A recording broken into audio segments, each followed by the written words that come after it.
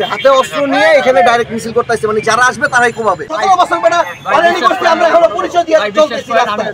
সুন্দর বালের দরবর আমি কিন্তু ওদের সাথে মানুষের রক্ত নিয়ে গেছে, মানুষের কথা বলার অধিকারটা পর্যন্ত তোরা আমি কিন্তু ওদের সাথে বলতেছ। আরে এই বেটা আমি দোষী, আমি কান পগড়ি গরম করলাম, আমি চাইতাছি না তোরা আহত করতে, আমি চাই না তোরা আহত করতে। না না প্লিজ, আইন আছে, আইন অনুযায়ী ব্যবস্থা হবে। আইনের হাতেই ওঠার জন্য আপনাদের ঘটনাটা কি হয়েছে একটু কি বলবেন ক্যামেরার সামনে? সমস্যা যদি না হয়। ওরা এখান থেকে 20-25 জন ছাত্রলীগের কর্মী পিছ থেকে দেখে আমাদের সন্দেহ হয়েছে, হাতে অস্ত্র নিয়ে এখানে ডাইরেক্ট মিছিল করতেছে, মানে যারা আসবে তারাই কোবাবে।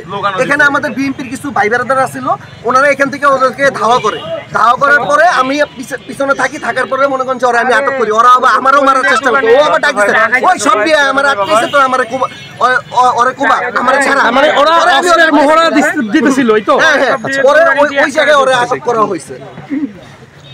ভাইয়া এবার একটু আপনি হাতে থেকেই পাইছি। ব্যানারটা যদি একটু ধরেন কেউ, এই যে বাংলাদেশ ছাত্রলীগ দর্শক যেমন দেখছেন এখানে কিন্তু বাংলাদেশ ছাত্রলীগ নিষিদ্ধ সংগঠনের